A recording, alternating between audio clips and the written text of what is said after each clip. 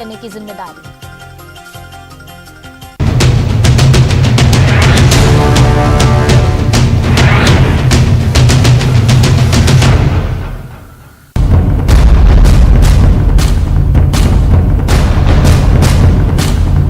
नमस्कार, मैं हूं प्रवीण दुबे। कोरोना की दूसरी लहर में 3 विधायकों और 1 सांसद की मौत। इन मौतों के बाद खाली हुई लोकसभा सीट समेत रैगांव, पृथ्वीपुर और जोबट विधानसभा सीट पर उपचुनाव की सरगर्मी। क्या तीसरी लहर साथ लिए आएंगे चुनाव आयोग ने तारीखों का ऐलान बेशक नहीं किया, लेकिन जिस युद्ध स्तर पर कांग्रेस से लेकर बीजेपी तक बैठकों के दौर हैं और उम्मीदवारों की तलाश की जा रही है, वो ये बताने के लिए पर्याप्त है कि इम्तिहान अब दूर नहीं है। कांग्रेस में उम्मीदवार की तलाश के लिए वैसे तो 2018 का जांचा परखा सर्वे का फॉर्मूला अपनाया जा रहा है, लेकिन पार्टी परिवार में ही टिकट देकर सहानुभूति का कार्ड भी खेल सकती है। बीजेपी ने पत्ते नहीं खोले, लेकिन मंडल स्तर तक कार्यकर्ताओं की ट्रेनिंग और कमराबंद बैठकों के साथ चुनावी चिंतन यहां भी जोरों पर है। अब तक बीजेपी के अलग अलग अभ्यास वर्ग अटेंड करते आए ज्योतिरादित्य सिंधिया ई चिंतन शिविर के जरिए विदेश नीति पर जिला स्तर तक के कार्यकर्ताओं को ट्रेनिंग देंगे। सिंधिया सर की क्लास बताएगी कि कार्यकर्ता उन्हें कितना आत्मसात करते हैं और खुद सिंधिया ने बीजेपी को किस तरह से अपनाया। आज सीएम शिवराज सिंह चौहान और राष्ट्रीय संगठन महामंत्री शिव प्रकाश जी की मुलाकात हुई और कहा यही जा रहा है कि कमराबंद बैठक उपचुनाव की रणनीति पर चर्चा के लिए ही थी। माहौल का असर ये भी कि चुनाव किस तरह से हो, ये मांग भी उठने लगी है। कांग्रेस का ईवीएम पर संदेह पुराना है, लेकिन कांग्रेस के राष्ट्रीय प्रवक्ता मोहन प्रकाश ने पेगासस से ईवीएम हैक किए जाने की आशंका जताई है और कहा है कि अब रास्ता यही कि आगे चुनाव मतपत्रों से ही करवाए जाएं। एमपी में 4 सीटों के उपचुनाव सरकार गिराने और बनाने का चुनाव भले ना हो, लेकिन क्या ये चुनाव 2023 का प्री टेस्ट होंगे? कांग्रेस के लिए वजूद की लड़ाई है ये चुनाव, बीजेपी के लिए रसूख की, और चुनौती उस आम आदमी के लिए जो पूछ रहा है क्या तीसरी लहर में भी होके रहेंगे उपचुनाव। बहुत सारे संदेह भी हैं। एक खास पैनल हमारे साथ जुड़ेगा जिससे हम पूछेंगे सवाल और कहेंगे जवाब तो देना होगा। तब तक आप देखिए ये रिपोर्ट।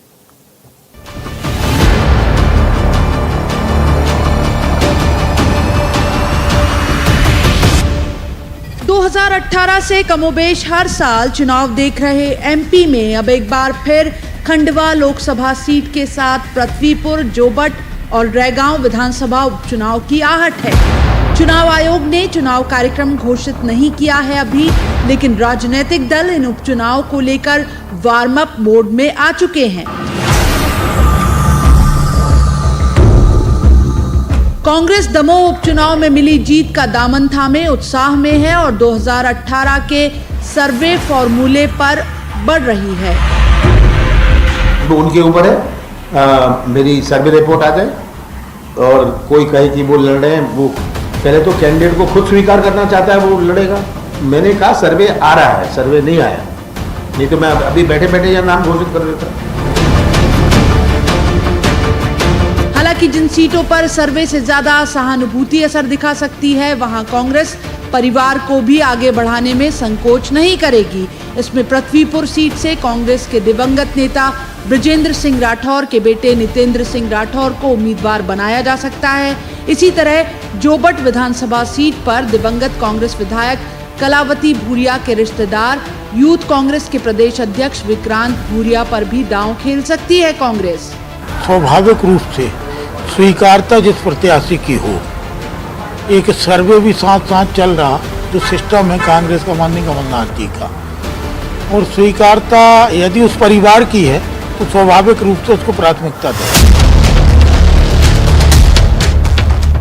बीजेपी में चुनाव उम्मीदवार से पहले कार्यकर्ता लड़ता है, लिहाजा पार्टी सहानुभूति का दांव खेले जाने के पक्ष में नहीं दिख रही। पार्टी का गणित है कि सहानुभूति का कार्ड हमेशा नतीजे नहीं देता। हमने देखा है कि ये फार्मूला सब जगह फिट नहीं होता, कभी कभी सहानुभूति भी नहीं मिलती और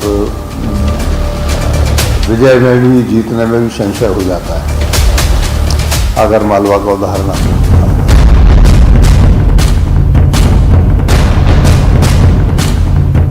लेकिन चुनावी तैयारियां शुरू हो गई हैं। बीजेपी में आज सीएम शिवराज और राष्ट्रीय संगठन महामंत्री शिव प्रकाश के बीच कमराबंद मुलाकात हुई है।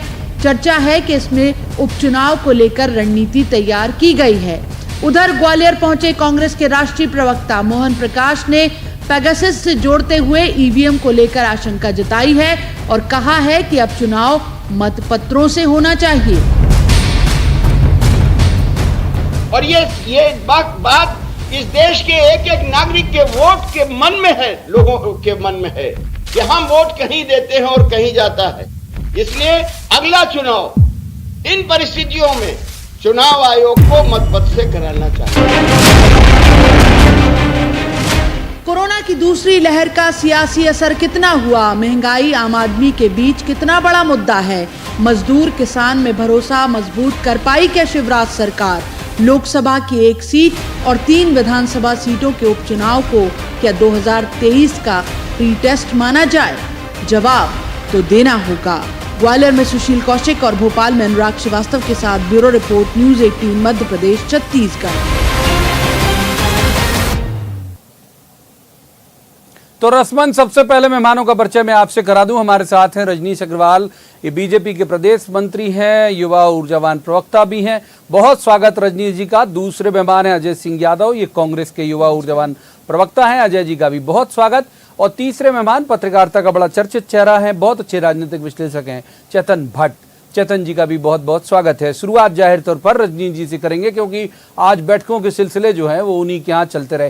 पहले तो यह बता दीजिए रजनीश जी कि कोरोना में उम्मीद है आपको, जैसे नगर निगम चुनाव लगभग होल्ड होते जा रहे हैं, ये भी तो होल्ड नहीं होते जाएंगे, नंबर 1। और नंबर 2, क्या वाकई सहानुभूति चाहने वाले कैंडिडेट, उसी परिवार के कैंडिडेट को बीजेपी आगे ला सकती है?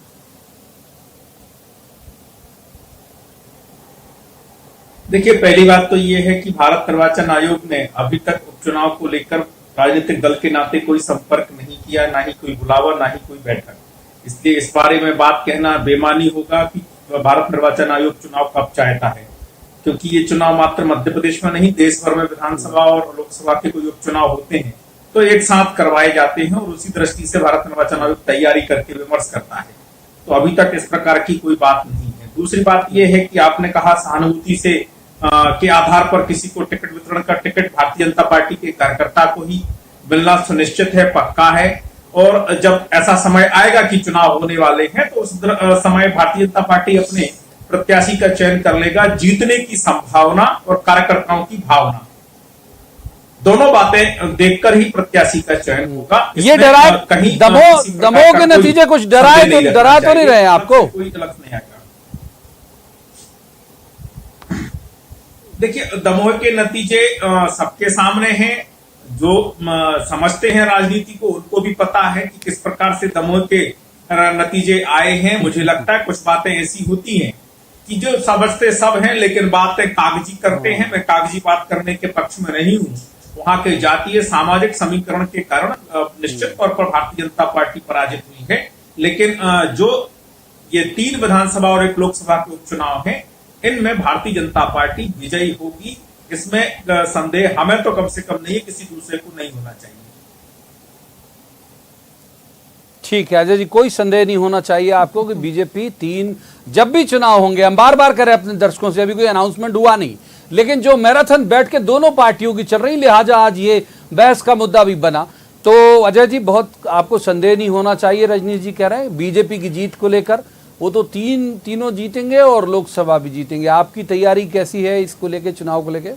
देखिए प्रवीण जी, जिस तरह से 5 राज्यों के चुनाव और मध्य प्रदेश सहित 7 राज्यों में उपचुनाव में भारतीय जनता पार्टी की केंद्र सरकार द्वारा निर्वाचन आयोग को विधानसभा उपचुनाव और आम चुनाव करवाने के लिए प्रेरित किया गया। उसके बाद भारतीय जनता पार्टी के नेता कहते हैं कोविड की लहर को देखते हुए चुनावों का फैसला होगा, तो ये हास्यास्पद बात लगती है। लेकिन इसका ध्यान रखा जाना चाहिए, जब भी उपचुनाव हो कोविड की परिस्थितियों को ध्यान रखते हुए ही ही निर्वाचन आयोग को इस मामले में निर्णय लेना चाहिए, क्योंकि हम पहले ही देख चुके हैं। अब अगर चुनाव की तैयारियों की बात करें तो तैयारियां दो तरफा हैं, एक कांग्रेस पार्टी और हमारे संगठन की तैयारी, और दूसरी प्रदेश की जनता के वो मुद्दे जो चाहे इन 4 विधानसभा क्षेत्रों के हों या पूरे प्रदेश के हों, चाहे वो महंगाई हो, 3 विधानसभा 1 लोकसभा, 3 विधानसभा 1 लोकसभा, चाहे महंगाई का मुद्दा हो, चाहे कोविड का मुद्दा हो। अगर हम देखें तो ये 4 चुनाव हो ही इसलिए रहे हैं कि चारों जनप्रतिनिधियों की मौत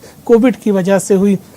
तो कोविड काल में जो अव्यवस्था रही वो पूरे प्रदेश में एक मुद्दा है। महंगाई का मुद्दा, बेरोजगारी का मुद्दा, ये मुद्दे सबसे ऊपर रहेंगे। दूसरी बात हमारे संगठन की बात है तो कांग्रेस पार्टी पूरी तरह तैयार है। अगर स्थिति ठीक रही और भारत निर्वाचन आयोग चुनाव करवाएगा तो निश्चित ही चारों सीटें कांग्रेस जीतेगी, इसमें कोई दो राय नहीं है। जनता इन्हें नकार चुकी है। आप भी 4 जीत रहे हो, 8 पे तो इलेक्शन हो भी नहीं रहा। रंजीत, छोटा जवाब, आप कुछ कहना चाह रहे थे, फिर चेतन जी का रुख करूंगा।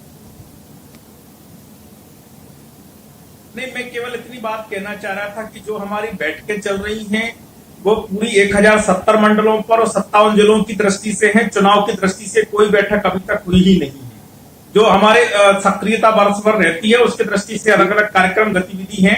चुनाव की दृष्टि से अभी एकमात्र बैठक भी नहीं हुई, इसलिए बैठकें चुनाव की दृष्टि से एक भी नहीं है। ठीक है, हम लोग सोच लेते हैं साहब क्या किया जाए। अब एक बार चेतन जी को इन कर लेते हैं। चेतन जी, बाकी सब तो ठीक है, किसको टिकट मिलेगा किसको नहीं मिलेगा, सबसे महत्वपूर्ण है दोनों ही पार्टियों के लिहाज से अगर हम करें तो सबसे महत्वपूर्ण है एकता। वो मिल पाएगी, आप वो बरकरार रह पाएगी, आपको लगता है जो सबसे जरूरी चीज है टिकट वितरण के वक्त? प्रवीण जी, देखिए, अभी 1 लोकसभा और 3 विधानसभाओं के चुनाव होने वाले हैं, लेकिन अभी जैसा कि रजनीश जी ने भी कहा कि अभी कोई तय नहीं है, क्योंकि कोविड की स्थिति अभी ऐसी है कि कोई कुछ कह नहीं सकता कि कोविड की तीसरी लहर कब आएगी। हो सकता है कि अगले महीने आ जाए, उसके बाद आ जाए, दिसंबर में आए, नवंबर में आए, तो ये बड़ा अनिश्चित है। ऐसी स्थिति में चुनाव की घोषणा अभी तक तो हुई नहीं है। अभी नगरीय चुनाव की जरूर बताया जा रहा है कि सब सितंबर अक्टूबर में हो जाएगा, लेकिन इन विधानसभा और लोकसभा की सीट के बारे में भी नहीं, वो भी कोर्ट में लटका हुआ है मामला। जी, जहाँ तक तैयारी की बात है तो मुझे लगता है कि भारतीय जनता पार्टी तो हमेशा चुनाव के प्लेटफॉर्म पर खड़ी रहती है। उसको एक चुनाव खत्म होता है, दूसरे चुनाव की तैयारी में लग जाती है। लेकिन इधर कांग्रेस भी बहुत तेजी से अपना काम कर रही है। अभी तक जो दिख रहा है उससे लगता है कि कांग्रेस को जो दमोह में बहुत अच्छी सफलता मिली, उससे कांग्रेस बहुत उत्साहित है। और यही कारण है कि अभी आप देखिए कुछ जिलों के जिलाध्यक्ष बदले गए हैं, प्रभारी भी बनाए गए हैं, वो मीटिंग्स भी ले रहे हैं, अपने इलाके में भी जा रहे हैं, लोगों को बता भी रहे हैं। भारतीय जनता पार्टी के साथ अभी थोड़ी सी प्रॉब्लम ये है कि उसके सामने बहुत सी चुनौतियाँ हैं। खजाना खाली है, लेकिन आप देखिए कि सरकारी कर्मचारी जो है उनको डीए नहीं मिल पा रहा तो वो आंदोलित हैं, आशा कार्यकर्ता आंदोलित हैं, पंचायत के लोग आंदोलित हैं। ये सारी चीज़ें जो है वो कहीं ना कहीं दिक्कत दे सकती है बीजेपी। दूसरी बात पेट्रोल की बात है, जो पेट्रोल बहुत महंगा हो गया है। ये भी एक बहुत से कारण होते हैं जो आम जनता को नाराज करते हैं। लेकिन मुझे लगता है कि भारतीय जनता पार्टी जिस तरह का चक्रव्यूह रचती है अपने चुनावों के लिए, ये बात अलग है कि वो दमोह में नहीं जीत पाई, लेकिन जो स्थितियां बनती हैं उसमें लगता है कि दोनों पार्टी अपनी तरफ से बहुत ज़्यादा मेहनत कर रही हैं, क्योंकि ये वजूद की भी बात है और आपने रसूख की भी बात की, तो दोनों चीज़ें इसमें शामिल हैं। ठीक है, एक बार रंजीत जी को रुक कर लेते हैं। रंजीत जी, जो खबरें आ रही हैं वो ये ठीक है, आप कह रहे हो कि चुनाव को लेकर कोई बैठक नहीं हुई, ये सार्वजनिक तौर पर नहीं हुई होगी, जाहिर सी बात है। मीटिंग जब भी करते होगे आप लोग तो एक दूसरे को गुड मॉर्निंग और गुड नाइट वाले संदेश तो देते नहीं हो, हर मसले पे बात होती होगी। जो खबरें आ रही हैं हम लोगों के पास वो ये है कि भाई खंडवा की बार अगर हम बात करें तो हर्षवर्धन जो उनके चिरंजीव है नंद कुमार सिंह चौहान, नंदू भैया जी के, उनके साथ हैं शिवराज जी को लगता है उन्हें लड़ाना चाहिए। गोपाल भार्गव जी ने आज एक बयान दिया कि नहीं, ये जरूरी नहीं है कि हर बार सहानुभूति काम करे, नेता पुत्र ही हो, ये अनिवार्य नहीं है। कैलाश जी की भी खबरें आ रही हैं कि शायद वो खंडवा से लोकसभा लड़ सकते हैं। क्या इस पे जो धुंध है, मैं चाहता हूं कि आप ही छांट दें तो ज्यादा बेहतर। देखिए, स्वाभाविक है कि खंडवा लोकसभा हो या तीनों विधानसभा, एक विधानसभा एससी के लिए आरक्षित, एक एसटी के लिए और एक सामान्य है, तो सब जगह रिक्त सीट होने के कारण नाम चलते हैं, और आप मीडिया के लोग, विश्लेषक, तमाम प्रकार के राजनीतिक पंडित जो जानकार हैं, वो कौन कौन संभावित हो सकते हैं उम्मीदवार, उस दृष्टि से नाम भी खोजते हैं और चर्चाओं के दौर भी चलते हैं। तो नाम चलते हैं, श्रृंखलाएं आती है नामों की, 3 नाम, 5 नाम, 7 नाम, सब चलते हैं। लेकिन अल्टीमेटली भारतीय जनता पार्टी को जीत की संभावना के साथ साथ तमाम राजनीतिक जो निर्णय हैं उसी दृष्टि से लेने होते हैं। कार्यकर्ताओं की भावना भी उसमें एक महत्वपूर्ण पक्ष होता है, तमाम फीडबैक भी उसका एक महत्वपूर्ण आयाम होता है, और उसी आधार पर निर्णय होगा। पहले भी निर्णय इसी आधार पर लिए गए। कोई फार्मूला, फिक्स फार्मूला तो नहीं है कि केवल परिवार के लोगों को ही देना है, अगर कोई दिवंगत जनप्रतिनिधि हुआ है या नहीं देना है ये भी, या देना है ये भी। इसके बारे में तो कार्यकर्ता के नाते विचार होगा, और मुझे लगता है कि समय आएगा तो बहुत अच्छा निर्णय चारों जगह पर आपको देखने में आएगा। एक बार अजय जी को इन कर लेते हैं। अजय जी, खंडवा पे ही बात करें, जिसका सवाल मैंने रजनीश जी से किया। आपके यहाँ भी बहुत सारे नाम वहां पे चर्चा में हैं, और जो जिस तरह से कल कमलनाथ जी ने रिएक्ट किया था उससे लगा था कि अप्री लग रही है उनको अरुण यादव की वहां से दावेदारी। उन्होंने कहा कि नहीं, अभी तक तो इस तरह का कोई नाम चर्चा में आया नहीं, जबकि अरुण यादव कई बार बोल भी चुके हैं, मतलब संकेतों में, कि वो वहां से चुनाव लड़ने के इच्छुक हैं। अजय जी, देखिए प्रवीण जी, जिस तरह से दमोह उपचुनाव कांग्रेस पार्टी ने लड़ा, हमने बूथ कमेटियां, मंडलम कमेटियां, उस संगठन को मजबूत किया, उसी स्तर पे हम इन चारों चुनाव की तैयारी कर रहे हैं। अभी उम्मीदवारों के नाम तय होने की स्थिति नहीं हुई है। क्या था रजनीश जी ने पहले सवाल में वो रिसीव किया था आपने कि नहीं, दमोह को लेके? देखिए, दमोह के लिए संकेत कुछ भी दे भारतीय जनता पार्टी, उन्हें स्वीकार करना पड़ेगा कि जनादेश उनके खिलाफ था। दमोह वो सीट है जो 80 और 90 के दशक में, जब हमारी मध्य प्रदेश में सरकार थी तब भी नहीं जीते हम। रजनीश जी, जब हमारी सरकारें मध्य प्रदेश में होती थी 250 सीटों के साथ, तब भी दमोह में भाजपा जीतती थी। और ऐसी सीट आप हारे हैं तो आपको ये मानना पड़ेगा कि जनता का जनादेश था। जनता ने स्वीकार नहीं किया आपकी सरकार को। कमलनाथ सरकार गिरा के जो जनहितैषी योजनाएं हैं, बिल्कुल आपकी मैंने चुनाव के पहले भी सुना है कि दमोह में हमारा मार्जिन इतना होगा जितना कांग्रेस को वोट भी नहीं मिलेगा। कहाँ गए वो तमाम आंकड़े, कहाँ गए वो तमाम तरह के दावे? राहुल गांधी, आप बिल्कुल इंतजार करिए, चारों सीटें कांग्रेस जीतेगी। देखिए, कांग्रेस पार्टी, ये प्रदेश की जनता को क्रेडिट है, क्योंकि प्रदेश की जनता ने कमलनाथ जी को चुना था और आपने पिछले दरवाजे से सरकार बना ली, और जो जनहितैषी योजनाएं कमलनाथ जी ने चालू करी तमाम बंद हो गई। जनता ने परिणाम दे दिया। माफ कीजिए, दोनों को रोकूंगा दोनों को, रजनीश जी को, अजय जी को। चेतन जी, ये बात जब भी हो चुनाव, हम भी कह रहे हैं कि भाई अभी तय नहीं कब होंगे, ये सुगबुगाहट जरूर हो गई है। जब भी होंगे चुनाव, क्या आपको लगता है कि 2023 में होने वाले विधानसभा चुनाव का एक तरह से प्री टेस्ट हो जाएगा कि कौन सी पार्टी आगे जा रही है? चेतन जी। नहीं, बिल्कुल होगा, प्री टेस्ट तो है ही है, क्योंकि 3 विधानसभा के चुनाव जो हैं वो आऊंगा रजनीश जी, वक्त रात आऊंगा। चेतन जी, मुझे लगता है कि ये प्री टेस्ट होगा 2023 का। क्यों? इसलिए मुझे लगता है कि दोनों पार्टियां अपनी पूरी ताकत इस उपचुनाव को जीतने और हारने में लगाने वाली। जहां तक आपने अरुण यादव की बात की, तो कमलनाथ जी ने अभी तो स्पष्ट किया है कि सर्वे के आधार पर टिकट दी जाएगी। अब सर्वे किस तरह से हो रहा है, कौन कर रहा है, ये अभी जानकारी में नहीं है।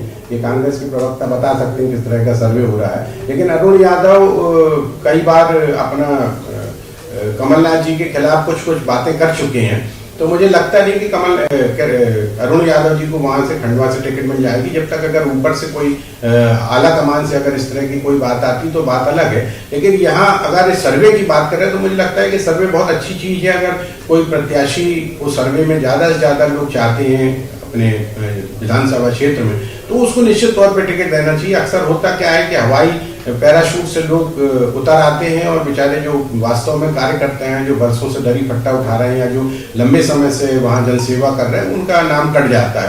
तो अगर सर्वे के आधार पे दोनों ही पार्टियां, देखिए भारतीय जनता पार्टी तो अपने स्तर पे, एक बार रजनीश जी, बहुत छोटा, बिल्कुल वक्त फिसल रहा हाथ से। रजनीश जी, क्या कहना चाह रहे थे आप 2-3 बार आपने ध्यान आकर्षण लाया डिबेट के दौरान, बताइए। पहली बात तो यह है कि कांग्रेस में जो सक्रियता की बात आप कर रहे हैं, वो सक्रियता केवल एलओपी और पीसीसी अध्यक्ष पद को लेकर अंदरूनी गुटबाजी जो चल रही है उसकी अभिव्यक्ति मात्र है। सक्रियता नई पीढ़ी पुरानी पीढ़ी या ये गुट या वो गुट। और दूसरी बात ये बताएं कि जब हार जाते हैं तो ईवीएम का रोना क्यों रोते हैं? 28 विधानसभाओं के समय भी और अभी भी ईवीएम का रोना। भाषा- जल्दी से जी, बहुत छोटा जवाब। देखिए प्रवीण जी, ईवीएम के मामले में कांग्रेस पार्टी का स्पष्ट मत है, जब भी केंद्र में हमारी सरकार आएगी हम ईवीएम बंद करवाएंगे। दुनिया का सबसे बड़ा लोकतंत्र ईवीएम के संदेह में नहीं चल सकता है। ईवीएम के मामले में हमारी स्पष्ट मत है, जब भी हमारी सरकार केंद्र में आएगी ईवीएम बंद करवाएंगे। ईवीएम की दुनिया भर ने अविश्वास किया है, देश में ईवीएम नहीं रहेगी। माफ कीजिए, यहीं रोकूंगा। तीनों मेहमानों का बहुत बहुत शुक्रिया इस चर्चा में शामिल होने के लिए। तो जैसे हमने शुरुआत की थी, अभी तय नहीं है कब होंगे, लेकिन सक्रियता बढ़ गई। सक्रियता बढ़ना भी वाजिब है, क्योंकि दोनों ही पार्टियां, एक पार्टी उत्साहित है कि शायद कुछ और नंबर उसके बढ़ जाएं, दूसरी को यह है कि कोविड हो गया, बहुत सारी और हैपनिंग हो गई, घटनाएं हो गई। ऐसा तो नहीं कि लोग उसके खिलाफ जा रहे हों या लोगों के मन में गुस्सा तो नहीं है। तो दोनों ही पार्टियां अपने अपने स्तर पर प्रयास जाहिर तौर पर करेंगी जब इलेक्शन अनाउंस होंगे।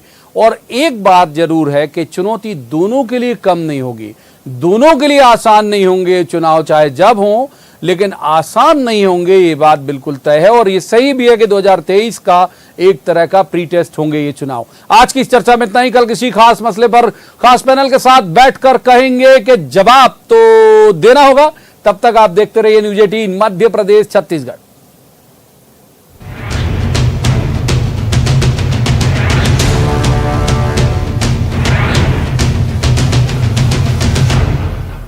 टेस्ट के लिए बनेंगे